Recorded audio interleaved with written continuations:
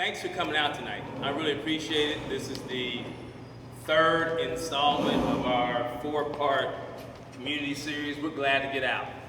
I think we started at Belhaven. No, we started at Wright Brothers, then Belhaven, now Stivers, and we'll finish up at Westwood.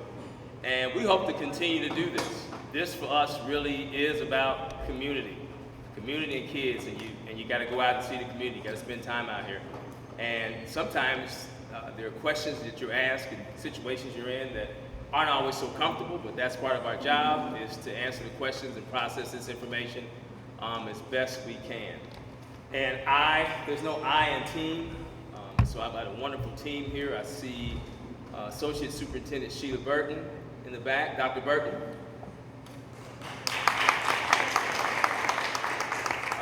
I see my partner. We started teaching together 2 decades ago, Judith Spurlock back there. I see my former chief partner, now the assistant superintendent, Lisa Miner, back there. Sharice and Leslie, thank you for hanging out with me for all these long nights. You know how we do. Yeah, we do. And look at that dynamic team back there in the corner. Megan, Adrian, Ms. Davis, the Stivers team. This is our third time together in the last day. Yesterday, it's all running together. It's good to see you again. It's all running together. Typically, I start off with the 5 C's and I go through my spiel, but I'm going to do something a little different tonight because I have some additional new discussion topics that are requested. So what's in my hand are, you're here face to face, but parents, families have been sending us questions through email, which is really cool. So I can go through their questions and answer yours, and then if we have enough time, I'll get to my overview. I've done it several times. Mr. Ezrati's here. He's filmed it. You've seen it once. You've seen it a couple of times. It's running. Where's it running, David? Or are you speaking today? YouTube. Okay, thank you. It's running on YouTube. All right. Topics for today. New discussion topics. No, I'm going to switch it up again. I'm going to old business into business. Old business. Yonder pouches. This is from the previous 2 weeks. Yonder pouches. Why do students need yonder pouches? Great question. Yonder pouches are pouches where the phones are placed in there and locked up for the day, and at the end of the day, they're unlocked so they can get them back. Here's what we're looking at. First of all, students have figured out a way to disarm those yonder pouches. And so the ones who want to get their phones out, they do. That's number 1. 2, I think the idea was to stop students from videotaping things that went on in school and then having them go viral. I get that, and we're working with the leadership team to process efficient ways to have students have their technology without having them film things. I'll just say this. I was a high school principal a decade ago, and I think things have changed. Our position was put the phone up, don't get it out. Sometimes kids would get it out. The principals and SROs would walk to the room and we say, hey, give me the phone and we'll give it back to you at the end of the day. It's real simple. I would just say that things have changed a little bit since then. This idea around TikTok, this idea around going viral, like how important that is now. And so we have to think through this some more as a team to balance what I think are high school kids' rights.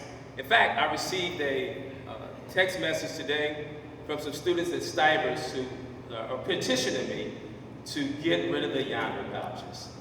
And I'm going to take that seriously. I mean that. Because I was at Cincinnati Moeller this week. I saw 900 kids walking around with their phones. They were at lunch with their phones. Yeah, philosophically, I got to think through this. Yeah, I get the viral piece, but these phones are integral parts of who kids are. You know, and how do we balance what we think they're going to do and the bad things that might happen with how do we use them for instruction, how do we use them to do different things other than lock them up. It also takes us a long time at all the high schools to get kids in because we're dealing with this process of managing phones. Then you stop instruction because you stop early because you're dealing with this process of managing phones.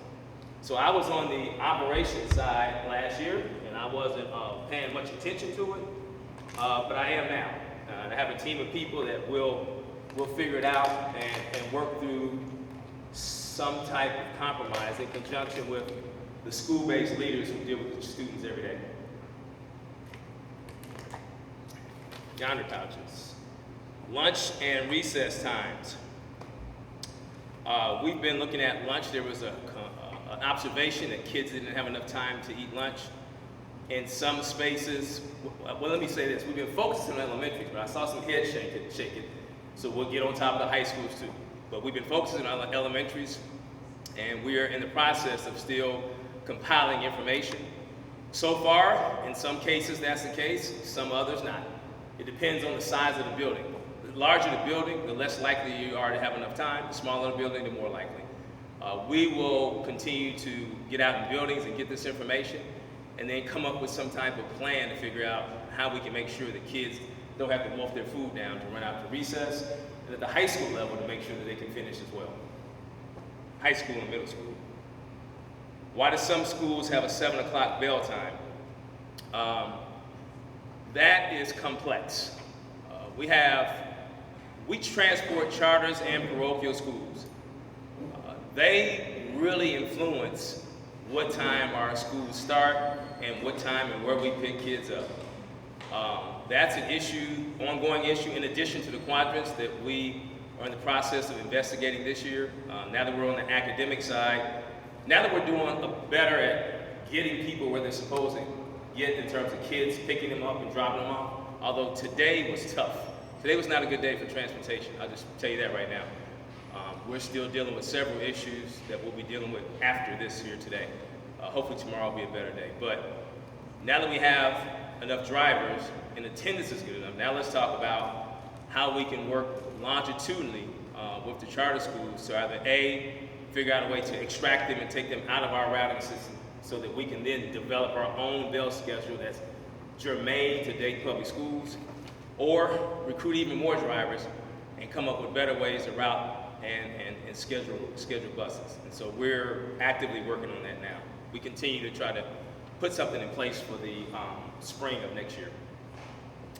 Transportation, RTA schedules not aligning with school schedules. Students being late as a result. Hey, when I was here last year, we saw the schedule actually change to make the kids even later. Yeah, so instead of assisting us, the schedule changed and kids got even later. That's an ongoing conversation between RTA and us. I got an email, text message today from the Dayton Development Coalition. We're working with the library. Chief Wright and I will be working with them next week, and we're trying to have a meeting around the 12th, September 12th, right in there, to say, hey, how do we take next steps to work on this relationship between RTA and Dayton Public Schools? And so we are actively engaged in that process now. Why can't preschoolers ride the same bus as their siblings?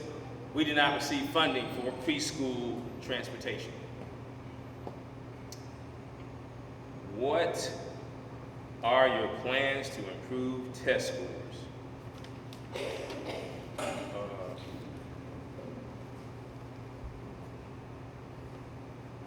You know, that's really about culture. You know, if you change the culture, you'll change test scores. Now, I can give you a technical answer. With research, writing, and presentation, kids get better.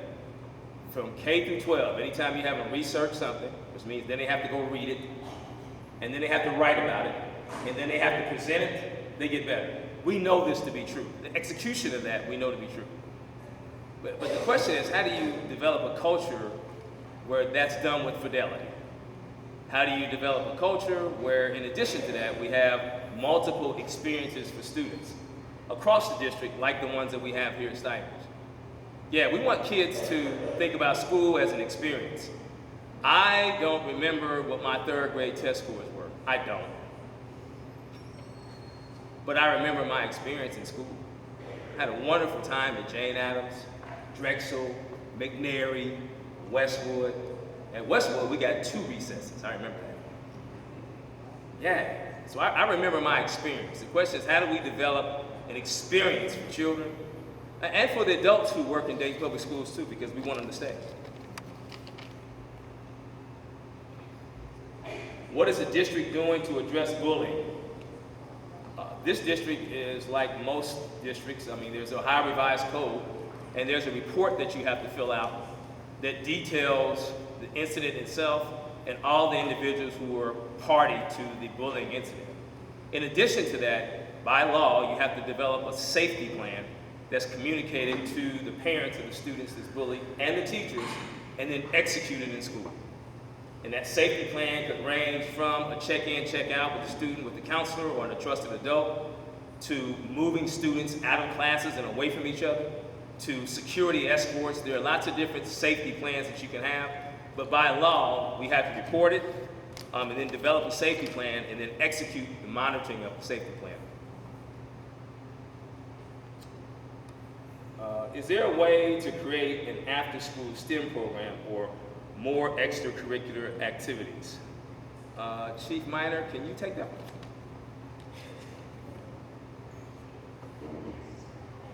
Actually, that was our old job, assistant supervisor. I said that for 5 years. I'm trying to get used to this new one. That's right. Thank you, Dr. Lawrence, and thank you for the great question. Today we spent a couple of hours going over funding, title funding. As you know, we get substantial amount of Title I funds and funds that are designed to give students experiences. In the past, it wasn't always allocated or used specifically to enhance. A lot of it's reading and math tutoring, but this year we'll be not only providing more field trips, providing more extracurricular activities after school, in some cases before, depending on the schedule of the school, and definitely including STEM programming with that. STEM and the arts, especially at the elementary level. There's a grant called Expanding Opportunities, and it's designed to provide new experiences for the students, so we're excited about that. We're excited to work with our parents to get suggestions and recommendations, as well as our community partners. So thank you. Okay. I'll give you the band one too. The next one is band. Oh, band. There should be more band programs since we were already dealing with that today. So that particular grant, Expanding Opportunities, and it's called Title IV funding, can provide extra support for music. We are increasing the band and music opportunities at the elementary level, and we're excited about that. Purchasing instruments and providing opportunities. We want to provide any supports for those students that might later on want to audition for this wonderful School of the Arts, and we want to make sure it's equitable, so all of our students have an opportunity to develop their visual arts or music, even drama skills, so that they can compete. Thank you. Yeah, Ms. Minor and I were just in a budget meeting, a grant budget meeting, going over Title I, II, III, IV, and VI. And we have some additional resources to bring grant-funded individuals in to help us at the K-6 level to support band and other music initiatives, because we don't currently have that type of support there, but we want to bring someone in to do that. I know it's difficult to walk through those doors, and unless you have support outside of the school building where you are, never been involved in the arts, but want to be a part of Stivers School for the Arts. So for us, actually part of the grant is called Expanding Opportunities. We want to do that by making sure we utilize that money to do that. Also, some wraparound services for 7-12 as well. We have a proposal also to have 7-12 band support services as well, so that we can continue to get better in that space. What is your plan to retain and attract teachers? Mr. Worley, where are you? Can you, where's the clicker for today? clicker for today? Oh, gotcha. Gotcha, I got it.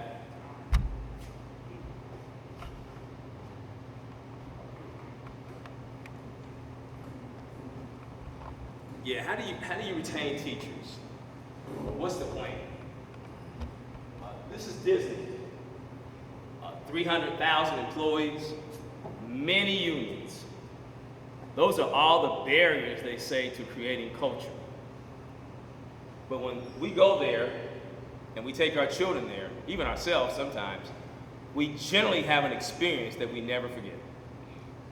They create an experience that you want to go back.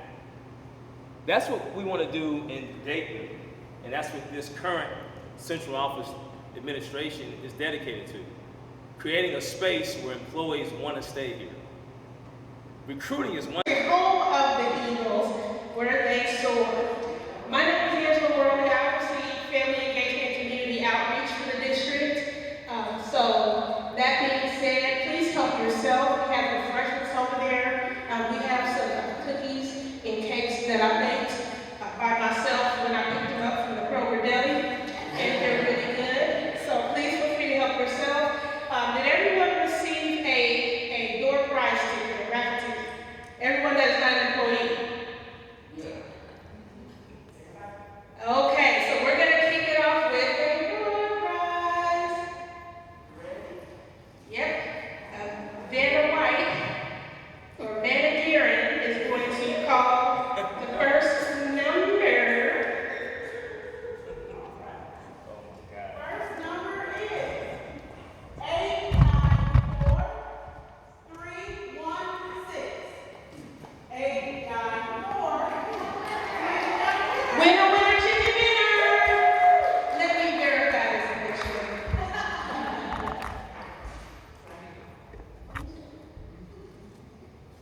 Okay, very good. Thank you so much. And she has won. I bought a lot of these because they seem extremely popular. These are those LED lights, motion lights that are on the strip that are all colorful and they're remote control and all that. This is what it is. Oh, go on then, okay. Yeah, congratulations. And then without further ado, I'm going to go ahead and turn it over to. Let's do one more. Oh, one more.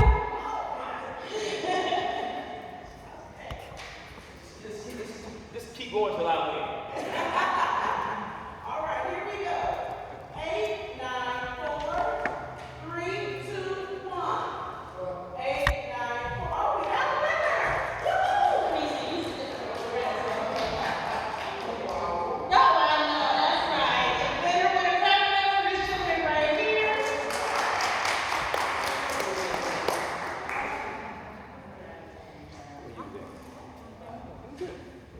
He has a DPS t-shirt. Now, you're one of us. One of us. One of us. Thank you. Let me see. Yeah.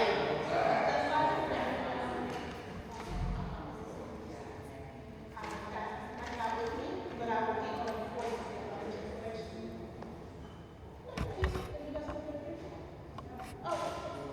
Oh, yes. There you go. You got it. You know what? I'll take it. Okay, clap it up for Dr. Lawrence.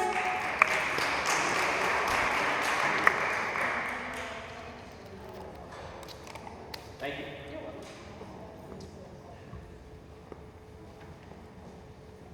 Hey, Leslie, thank you. Yes, sir.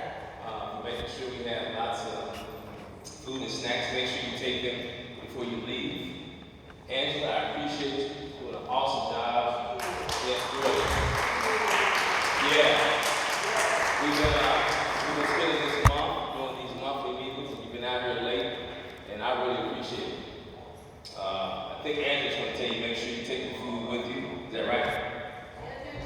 Okay. Let me start with thanking the staff that's here. But let me start with the leaders of the building. Brother Robinson, my fraternity brother. I appreciate you. And Myra Baker, the principal. Dale Robinson is the longest serving administrator in Dayton. He's been an administrator longer than anybody in the district that I can recall. Building-based administrator. So he's been in elementary, middle, and high school. And I talked to him earlier. I said, "Do you want to go back to high school?" He said, "Absolutely not." He said, "Absolutely not." I tried earlier. He said no. And Myra didn't want to give him up either. I see staff. Where's the staff? Right in front of you. Right in front of you. We're going to put the Westwood staff. I brought you all a picture of that. Yes. Yeah, Westwood staff. I have a framed picture of us. Is that? Yes. I have a framed picture of us taking a picture up here. It was one of my favorite 5-seat conversations, so I appreciate it. Let me look around. Dr. Burton, Associate Superintendent.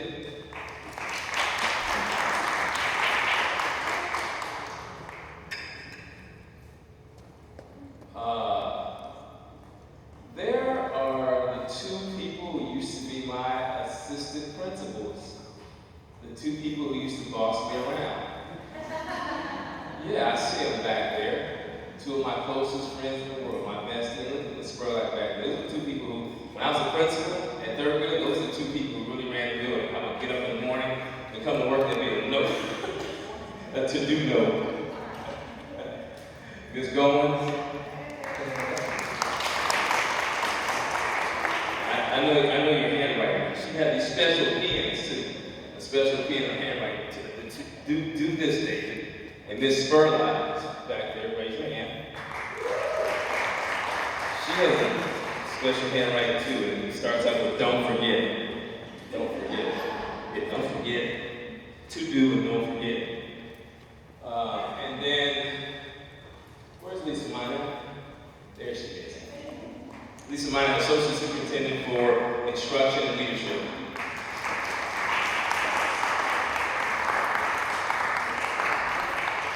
And where is Adriana Davies? She's taking a picture. We appreciate you. Amazing energy, super funny.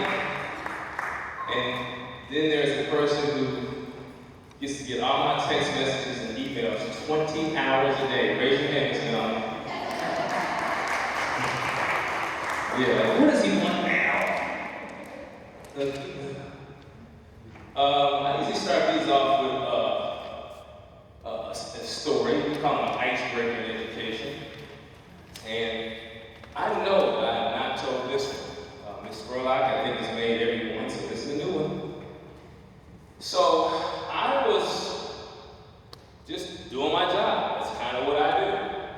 I was the business manager, moseying right along.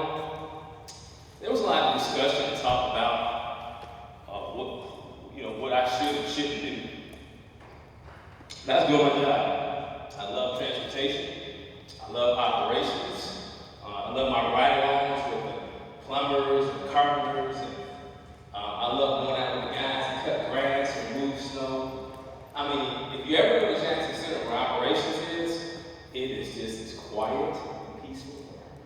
I mean, we're out of the way. So I was good. I was doing my job, business manager. And I get a call from the board president on July 6th, maybe. It's about 11:15, 11:30 at night. It says that Dr. Lally had resigned. I go, So, my first reaction was I started scribbling down some things I was going to have to do. I'm writing stuff down. At the very top of the list, way at the top, in all capital letters, it said, "Call Lisa Minor." So I appreciate you taking the call. We did 4 years together as chief tough, smart, loyal, and I'm glad she's back. We have a really dynamite team, so I have people who tell me I can get stuff, people who tell me what to do, and then the people who, all the other stuff I forget, they take care of too. So you can't do this without a team. So I appreciate all of you. All right, let's do some old business. For those of you who haven't been here before, first let's do some housekeeping. We have interpreters here. How many languages do we have? What are the languages? Somebody help me out. Kenyan and Rwandan, Swahili, and Spanish. So we have interpreters here, restrooms right around that corner where the clock is, and I think this is for housekeeping. Okay, the format for today, I switched it up. It was a little different last week. I'm going to kind of go back to how I started. I'm going to go through some of the things that I received from some of the other kind of superintendent community meetings, and then I'm going to ask you, do you have any questions for myself and the team? It's important, team. Don't do this alone. Everything I do is with the team, and I have a really good terrific team.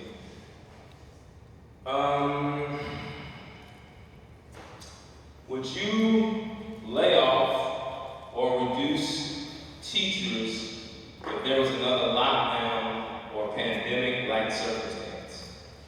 So for people who aren't familiar, during the pandemic, there were individuals in Dayton who were risk reduction force or laid off. I mentioned this last week at the town hall site. I happened to be working at Northline, and we kept all the people there, and we just repurposed them to do other work because there's always work to do in education. And I thought that was a humane thing to do since we already have money budgeted for the year. So those folks that work with you, like family. And that was a time I think to bond together and keep people working, keep them employed, keep them as part of the family. And I would never make that recommendation to the Board of Education. And it's on camera, and I will stick to that.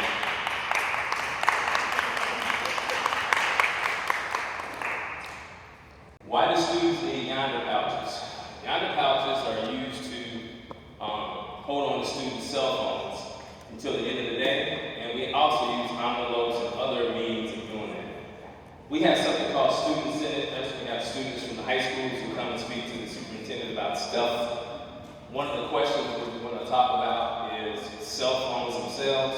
I don't have a definitive answer for that. There's a part of me that wants to remember when I was a high school principal, and we didn't do this. We just said, put your phone up and put it away. And if you got it out, you take it, give it back at the end of the day, and that was that. Is that about how it went? Yeah, so my two assistant principals at the time were here, and all three of us, that's what we did. And it was a matter of walking the hallways, getting in the classrooms, teachers felt supported, kids felt loved, and they responded, did, for the most part, what you asked them to do. I know that phone is part of their being now, and I don't know what the answer is. I'm told in some circles that 10 years is a long time. It's been 10 years since you were a high school principal, and the game has changed. And maybe it has, I don't know. But we're having our first student senate meeting, and that's actually going to be chaired by Chief Academic Officer Keisha Sheehy, because I'll be in Columbus at the meeting. But that is something that we're willing to have a conversation with kids about help us come up with a solution. Because we can't have events that happen inside and outside of school filmed and placed on TikTok and YouTube and Facebook. We can't have that. But I want you to have the liberty to have and freedom to have your phone as well.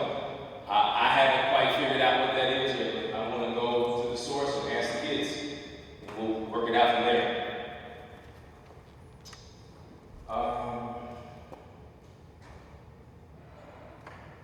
What are your plans to improve test scores? I'm gonna let Lisa Minor speak to that, but it's not me. We have a team, and I also want to preface this by saying, I'm not talking much about test scores. We are attempting to change the culture in Dayton Public Schools. If you change the culture, the test scores will follow. If you change the test scores, the culture, the test scores will follow. Yeah, all that other stuff will fall into place. In fact, you do kids and teachers a disservice when that's what you hammer home over and over and over and over and over. But this is school, so you have to have a framework, some sense of a plan, right? About how you're going to do that. So I'll let the assistant instruction talk about that. Thank you, Superintendent Lawrence. And I just want to first say, I agree 100% that the culture and the climate is number one. There's actual evidence to show that when the culture and climate is healthy, scores go up. There's a lot of evidence for that. So that is our focus. Where our focus is also to provide, once our staff is good, healthy and well, socially and emotionally, our students, our environment is clean, and everyone is able to learn and feel in a safe place to learn, then we have to have standards-based instruction that with targeted support for any student that needs it, providing those interventions and enrichment, increasing our after-school programming, supporting our after-school programming, as well as enhancing the enrichment programs. We're moving away from a heavy compliance situation where you're checking a lot of boxes to what we call professional learning communities. And so you'll hear and see throughout our buildings teams collaborating, and Superintendent's going to tell us more about the 5 C's, but collaboration is number one in order for us to make it happen. And our professional learning communities that our teachers will be based on for their improvement has 4 questions. What do we want our students to learn? How will we know that they learned it? What do we do with any student that has not learned it? And what do we do for those who have learned it? So if we answer those 4 questions continuously, all of our children will improve. And we're looking forward to that. Our principals are going to go through extensive leadership training academies in order to build the culture and climate in their buildings on Saturdays. And our teachers will receive the benefits of that training and support. Thank you.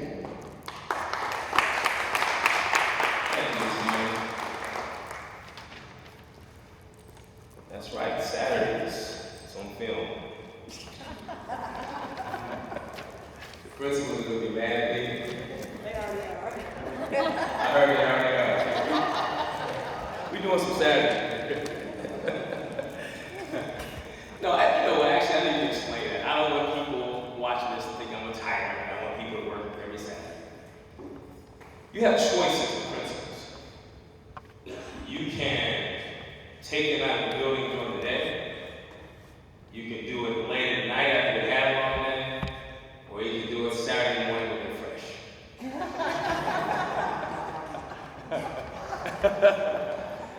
We're choosing Saturday morning when they're fresh. and I'm going to tell you something about school. Schools have a certain culture and a certain rhythm. And when the principal is not there on a regular basis because they're out of meetings, teachers start to whisper. Am I lying? Yeah, they start to whisper like, another meeting. That's all they do is meet. Who's running the school? We are. And that gets a little friction. I would imagine that on Saturday morning, teachers are not saying that. They're beauty shop, nails, all that stuff. Right. So, yes.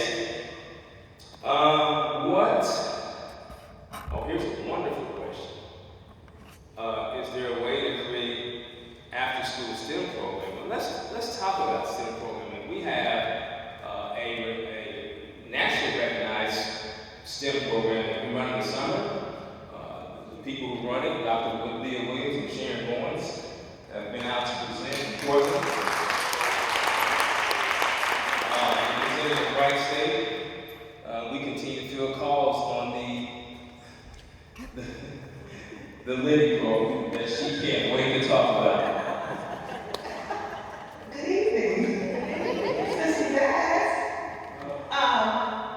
I'm Sherry Lawrence, I'm the director of equity. I did tell you what you know I was assistant, but he did everything perfectly. So rest assured that the superintendent will do everything perfectly. But we created a program called the Liddy program. And it was done because we had data from Hanover that our identification system for gifted didn't necessarily reflect the demographics in our district.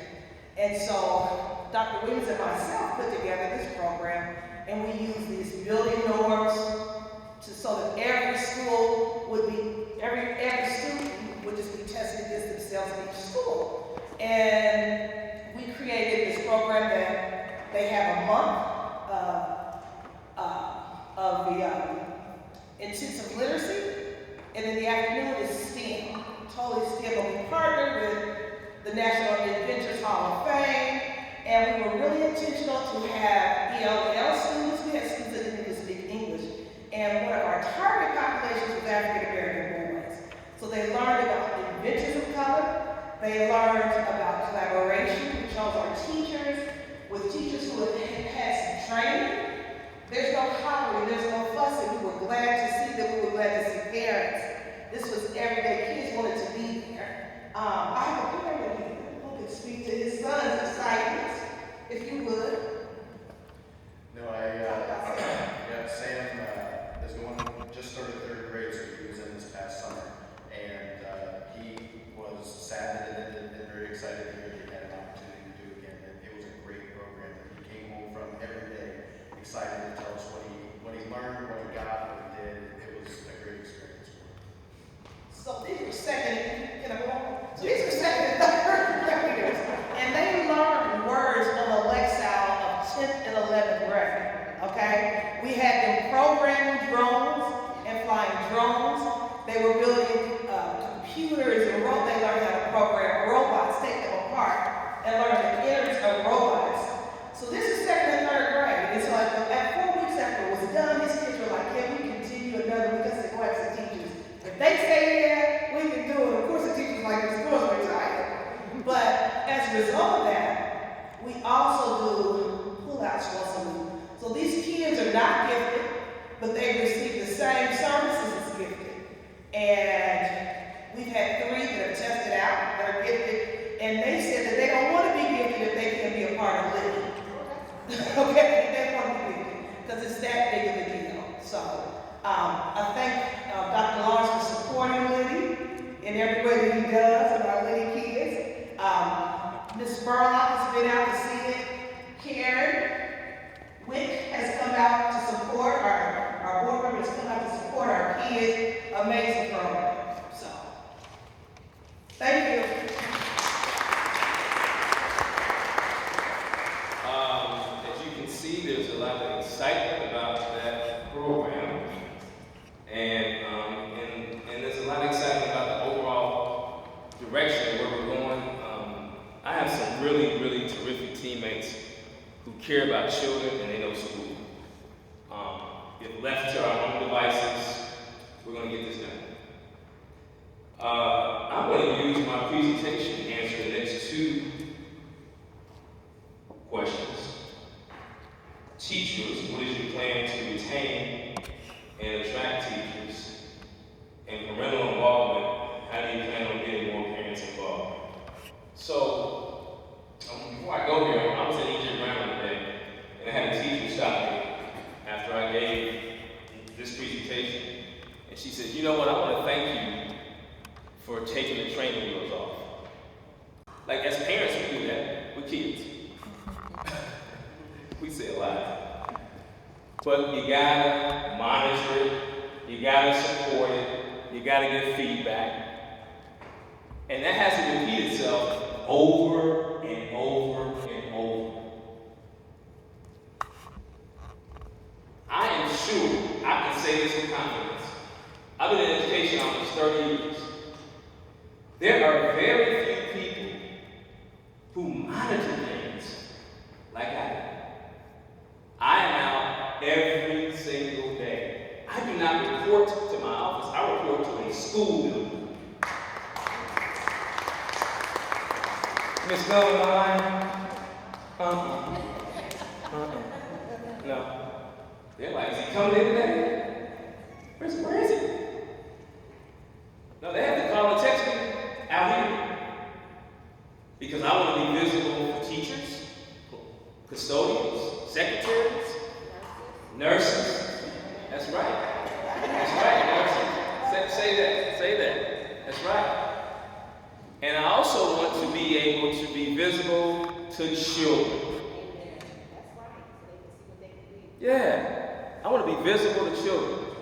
In fact, there's nothing more enjoyable than eating lunch with a 7-year-old. I mean, you can't beat that, right? And they tell the parents, grandparents, they tell everything. They tell it all. But I do. I sit at the little table. I sit and eat with kids. I do it when I come here to Westwood. I sit right back over here and eat with kids. Because they're a customer too. I ask them about their experience. I just ask in different ways. Yeah. We're committed to doing something different. In fact, this Friday, on our weekly podcast, we're going to have 7 kids, high school kids, and I'll be moderating and facilitate that. It's been adults the first 2 weeks. The first week was the instruction and walkthrough and the value of it. Those are all fancy terms for what principals should do and how teachers should receive it in terms of having a conversation on instruction. Last week was customer service, internal and external.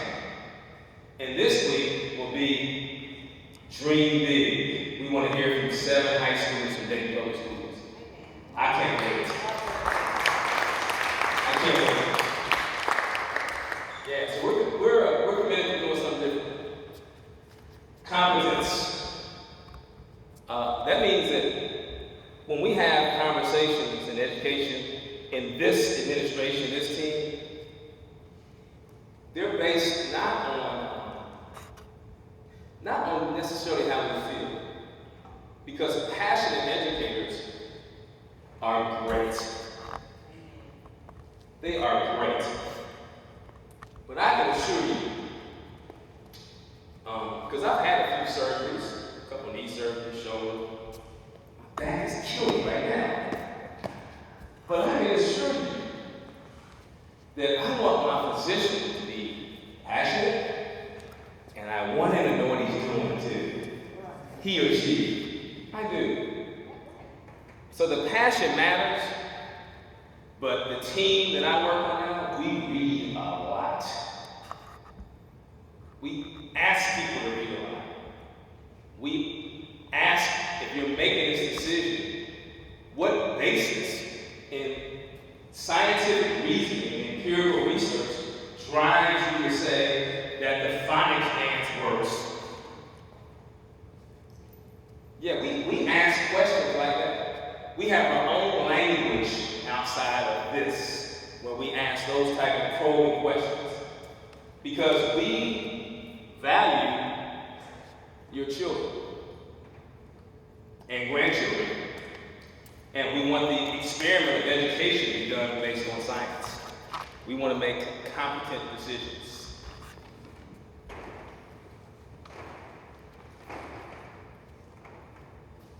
Finally, the last of the 5 C's. Collaboration.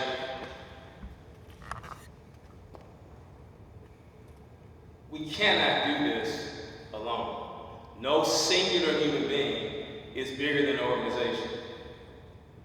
No singular human being is bigger than an organization. I have a dynamic team that's around me. We have dynamic principal teams. That's how we talk about teams of leaders now, like teams. And when we get to the building, we want dynamic teams. We want dynamic teams who are going out into the community to say, this is our story. But this cannot be done with one single individual. I don't send emails to one person, ever, when I want something of substance done. If I want something of substance done, I ask myself, does transportation need to be involved? Because we want to increase the number of field trips. These are true stories right now. We want to increase the number of field-based experiences that kids have. Yes. Get out of the building. Out the building, on the bus, somewhere else. Yeah, because you won't forget the Underground Railroad, but you might forget that quiz that you have on math. But you won't forget the trip to Cincinnati. But guess what? That requires somebody to help the schedule, somebody to tell the principals, somebody to help create those spaces and opportunities, because those are curriculum-based trips aligned to some standard, a conversation with the teachers before we go. I need PIO to tell the story because I think it's a great story to tell. I need Angela to tell folks in the community that we're doing something different.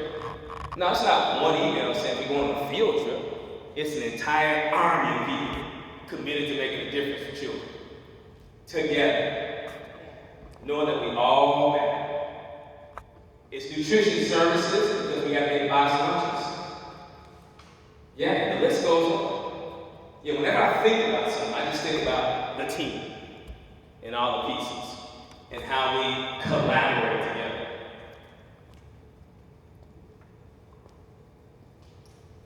That collaboration extends to you, the community. The final question here was how you gonna get parents involved? Your parents were out tonight. They've been out the last 4 weeks. And I'm not necessarily looking at the numbers because the numbers don't tell you the whole story. Yeah, this is being televised or it's being filmed and then it's uploaded to YouTube. Is that right? Yeah. Unpaid. Oh. I asked that. I just leave you to answer that. That's right. Exactly. But anyway, yeah, and so I know people are watching it because I'm out and about everywhere. And people stop me. And they say, hey, we love what you're trying to do. You've got our support. And just so you know, they're not just saying that because I'm the superintendent, because people will tell you anything. They don't care what your title is. Yes. Yes, they tell you anything. In fact, I had a lady stop me the other day. She said, you're the person that lost the 7-year-old at Fairview.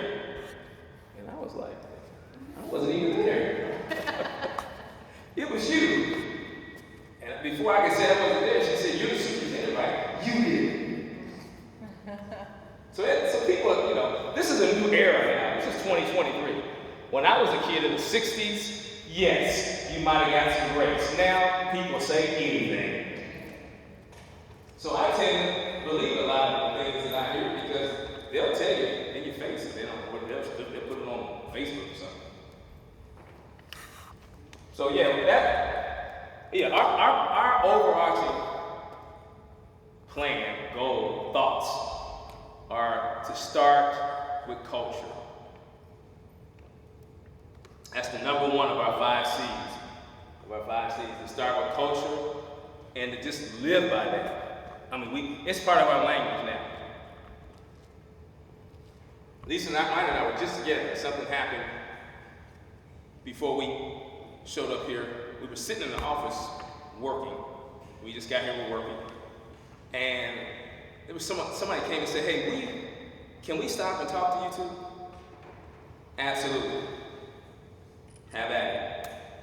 And what we found the issue to be was it was a communication issue and it was a collaboration issue.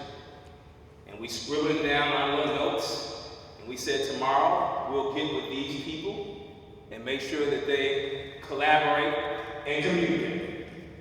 We think most of the issues that happen are a function of not being committed to those 5 C's. So we're going to live it, walk it, breathe it, talk it, and repeat it. And things are not always going to go well. going to stay the course. We're going to stay the course.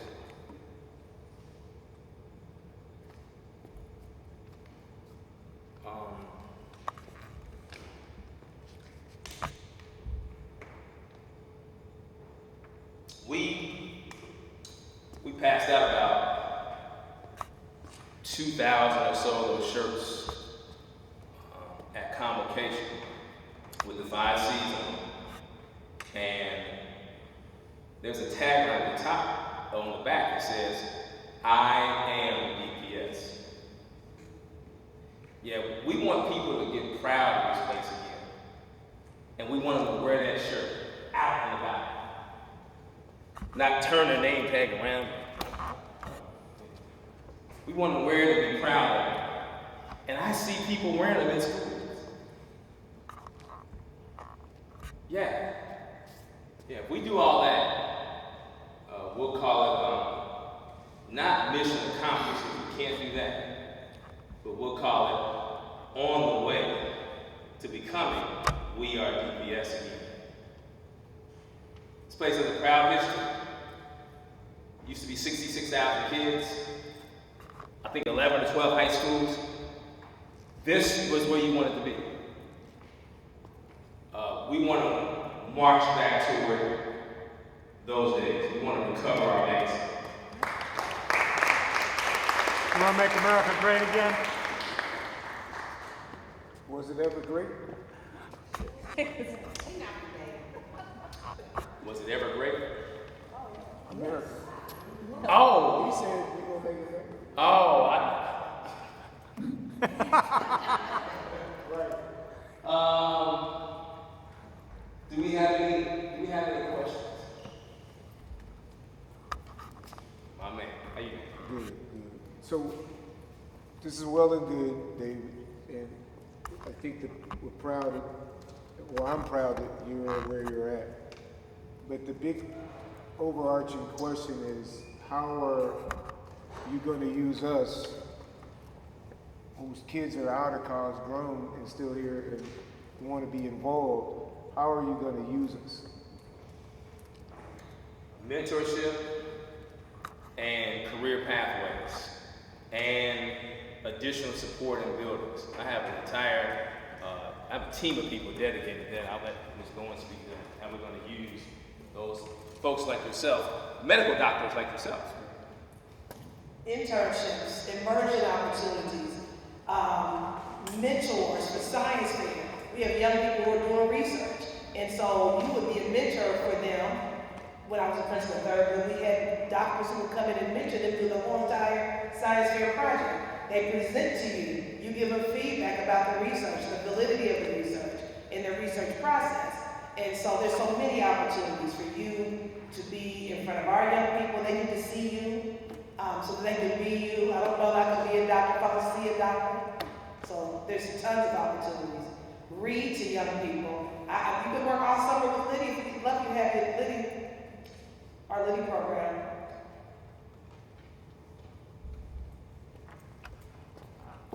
So yeah, I think it's a fundamental question.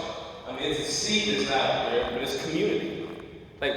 What I continue to hear repeatedly is, we are so glad you're there because we want to be able to engage.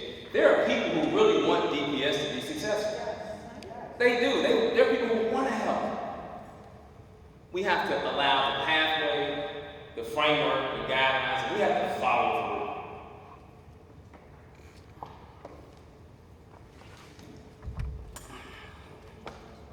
There was a law that was passed for financial literacy for students. There was a law that was passed for financial literacy for students. In ninth grade and up.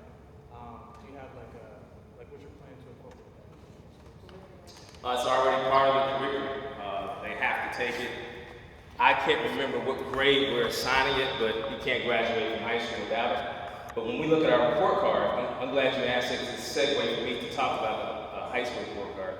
There are things that are around workforce certificates, things that are around work experiences, that we can create a graduation space where we're not struggling for kids to graduate, but that their high school years are full of experiences that we can check off on the report card and allow them to graduate. Dr. Lawrence behind you. Yes. We can also look at Angela Worley for family engagement, because I have some in, some out of school. So I volunteer with stipends a lot, but sometimes Angela will pull you into volunteer at other schools as well, whether they be elementary or high school. It was a piggyback off of what Ms. Goins said that you can work with Angela Worley. She also is our family and community engagement coordinator. And she and Ms. Goins work in the same division of Dayton Public Schools. So we have different divisions around curriculum, Office of Exceptional Children, athletics, so forth and so on. They work in the same division.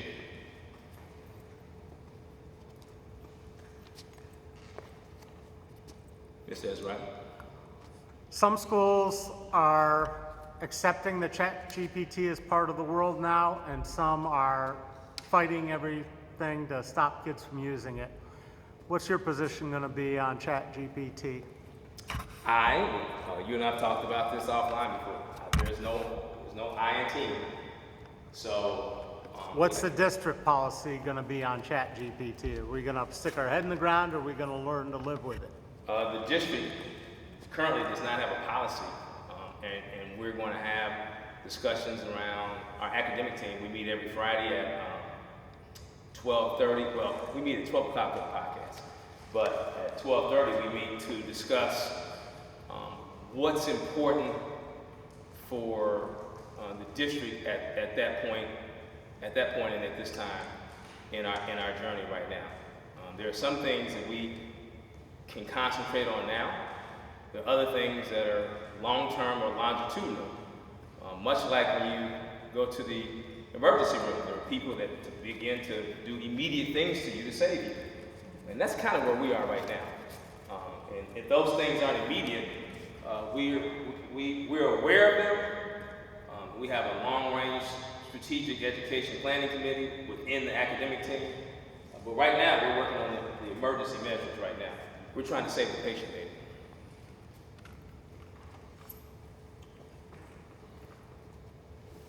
Yes, sir. I know that you have been working about retaining employees, and you're looking to gain other employees as well. What about the employees that have been ousted out, thrown out, fired? You know, some of those employees would love to come back to the district, but they have barriers to block them from coming back to the district. Great question. The question was, what about those employees that have been ousted from the district who want to come back, but there are barriers in place to prevent them from coming back? That is, let me say this. We're going to do an all-call for those employees. Yeah, we're going to do an all-call for those employees because I think every situation has, all situations aren't the same. And I think you can find yourself, let me say this way. Everything we do is political. And sometimes you have political disagreements at work.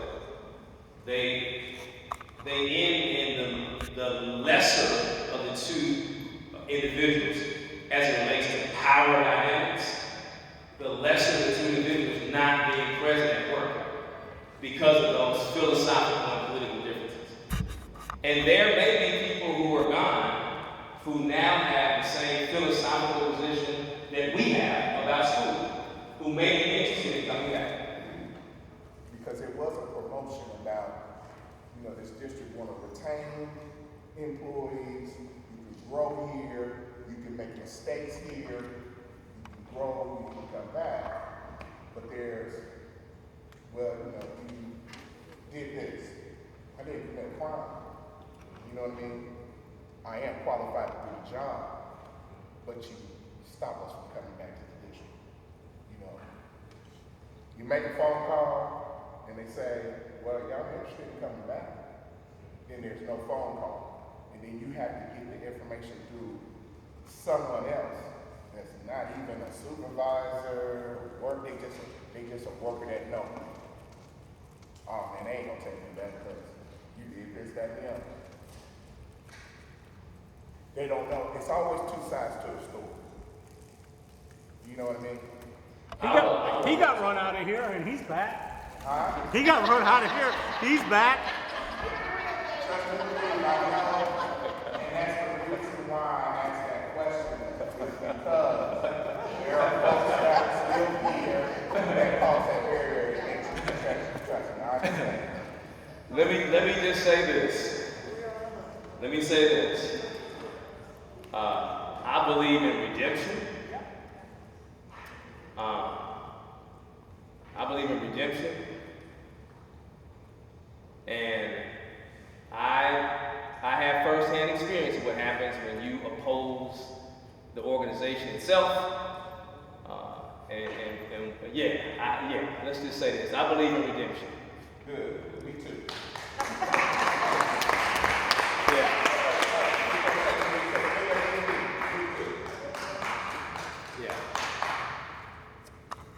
Thank you, sir. Hey, listen. This organization can't be great if we're petty. It can't be great if we're like mafia hitmen, targeting people. It can't be great if you don't give people grace. And support. Thank you. See, she's telling me what to do, right? You see that? You see her slip that in? Yeah, just send me the notes. And support. I got it. Okay. Judy, you have something you want to say? I'm just telling you, those are my bosses. It's 15 years. Come on out. You're right, 20. Yes, sir. How do we go about getting more parent participation from the beginning all the way to the end? Because even now, look how many parents is absent, but how many kids are in school? So this is interesting. We were at the NAACP education night. Yes, we were. And I was in a parent group. And there was a conversation around parents. Ms. Williams, am I not right? His question was, how do we get more parents involved from start to finish? Ms. Williams, would you introduce yourself, please? Good evening, everyone. My name is Laura Williams, product of Dayton Public Schools. And allowing us to be creative, to be smart, to be innovative, by not giving us a prescription of what school is supposed to look like across the board. She said, I went to school to be a teacher, not to put kids on the computer. Yes. And she said, and I went to training centers where they don't do that to kids. Yeah. So we're going to, one of the ways we retain teachers is by giving them autonomy. All right, sit, Dale Robinson. All right. Retain teachers. I'm going to change it to retain staff. I spent a year working in operations. Custodians matter. I spent a year working in operations. Yeah. Plumbers matter. I spent a year working in operations. The people who mulch, clean up the playground, cut the grass, fix the roof, nutrition services, all of these people matter. We typically say teachers. The question is, how do we create an environment where we can keep all 2,300 people we have in public schools? How do we do that? The top right is Disney. It's a place for a couple 100,000 employees, many unions. Those are supposed to be two barriers to creating culture. those unions and all those people, there's no way you can do it. Well, I would suggest that anyone who's taking a child, that a child never forgot. And I don't know about you, but I didn't either. Yeah. That was an experience. Even an $18 pie. I never forgot it. But seriously, it was an experience. It really was. And that's where this leadership team is trying to create an experience for 2,300 people. Because guess what? If we do that for them, they will do it for your children.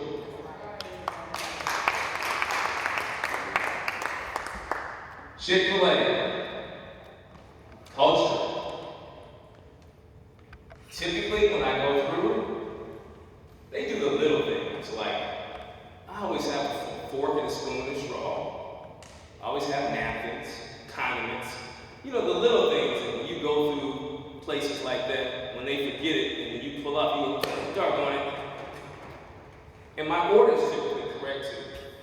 They do the little things. It's fast, they're smiling, they're not hollering, they're not disrespectful. It seems like the customer's always right. And there's typically a line around the block. Around the block, no matter how you cut it. And that means that they're making money hand over fist. Using culture. But I might ask, as well as they're doing, what day do they have off? Sunday. Everybody who does Chick-fil-A knows they're off Sunday. They're telling you something else right there about their culture. That we could continue to make money hand over fist, but we are closed on Sunday. That's part of our culture. Starbucks, synonymous with coffee or some beverage like that. We all know what to be. I spend a lot of time there reading, writing. It's one of my getaways. And when I watch people come in there, they come in there with their Starbucks cards and their phones, they swipe it. You know, that they. Starbucks has a loyal following. They do. You know, the website that said they're known for diversity, equity, and inclusion. Now, I've done this a couple of times. I just now added them. The first two are about culture being synonymous with actions. This last one, Starbucks, that's what they say. But we know that in Philadelphia, it didn't work for those African American young men. They didn't believe in diversity, equity, inclusion, and they just had them carted off, run right out of there. Young African American men with degrees, bothering no one. So what we don't want here in Dayton Public is we don't want to sell you this message and then not do it. We don't.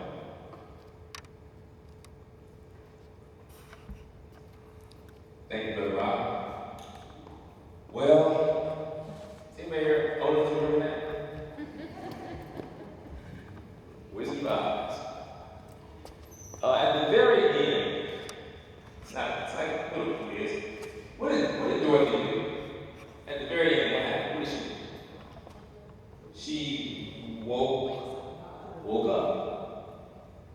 Yeah, it was a dream, a really bad one.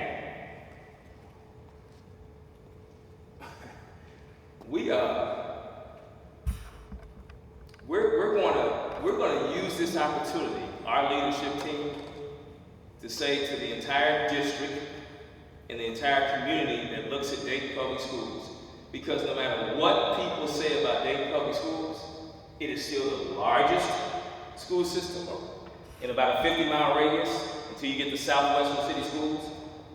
It's still the most talked about school system.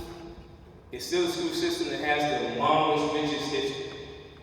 So it's always going to be all eyes on us, even when they say we're bad. That's how it works.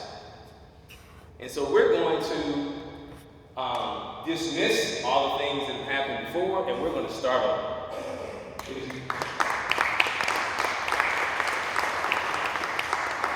assume it was a dream. We're just gonna move on. All right. Communication. I like to tell on myself. In fact, I got this saying working with Miss Gomes and Miss Squirrel. Because if I tell on myself, then no one else can tell on me. So, when we make mistakes, and when I say I represent the organization. And when we make mistakes, we like to tell. And I've done that on several occasions internally to say, hey, my fault. My fault in human resources, my fault in treasury. We had some people who didn't get paid. New teachers who didn't get paid. Not good. Not good. But it won't happen again.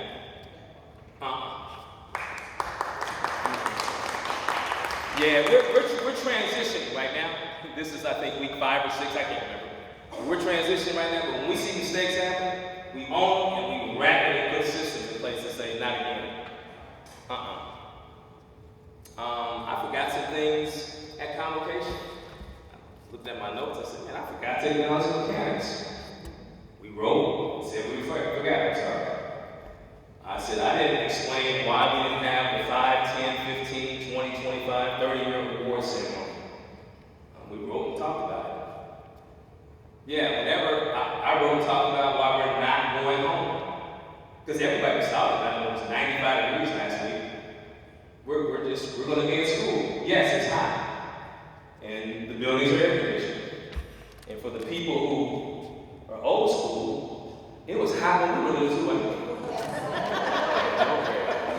Was it hot when we were little? And I don't know about you, we didn't have central air. I remember laying on the floor with a fan soaking wet. And people got up and went on to school. Just go to school. Yeah. Did it just get hot? Ooh. But I told the whole district, everywhere I went, Dr. Lawrence, it is hot.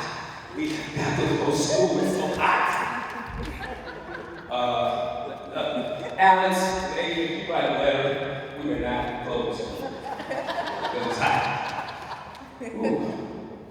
But we communicate everything as fast as we can.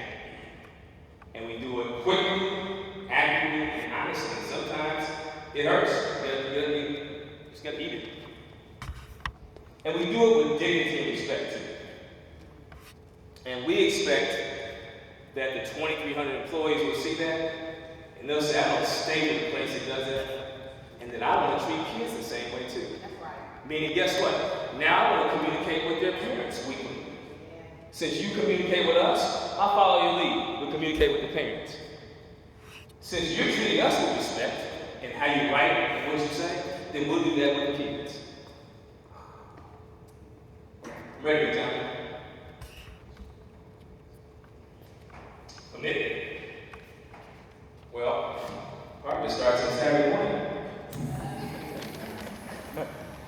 You have to be committed to work on Saturday morning. Committed man. But we want the organization to be committed to being uncomfortable. We want the organization to be committed to being uncomfortable.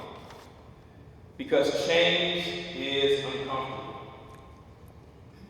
And this idea that we would continue business as usual without making not some small changes around the margins and the edges,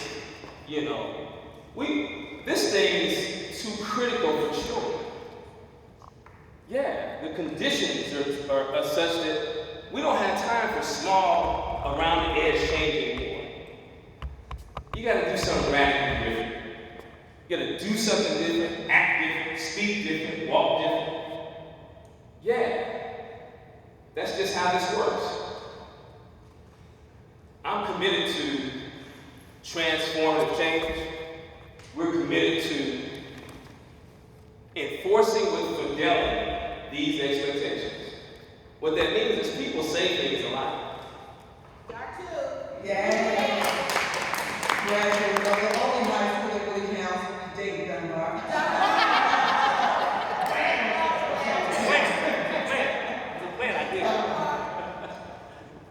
The purpose of last Monday was for people to have an opportunity to have voice. And that question came up. We don't have the answers, but we know that there are enough parents who want to get involved. So we are exploring how to get there. How to make certain that our parents feel that they're welcome. But one of the I thought one of the most important, heartwarming responses was to start with customer service. And that starts from the top down. And that means when we enter the central office, anywhere in the schoolhouses, that people have felt welcome.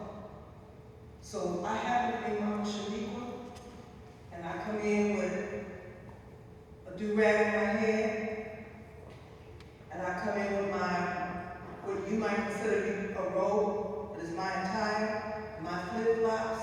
I get the same treatment as that person who comes in polished or looking polished, well-groomed, and speaks in complete sentences. So it shouldn't matter who the person is, the parent, who wants the same thing that each of us want. That's the best for our children. So that customer service piece, you think I'm not going to go around shopping for them? Very good. Very good. Yeah, I was in this wing group. We were invited, and we took a whole team to the NAACP night. An entire team. High school principal, Eddie Davis, Adrian Jackson, middle school, Ms. Goins, Director of Equity, Lisa Minor, Assistant Superintendent, Aaron Dooley, Chief of Secretary. We took the entire team to that night because it's important to us.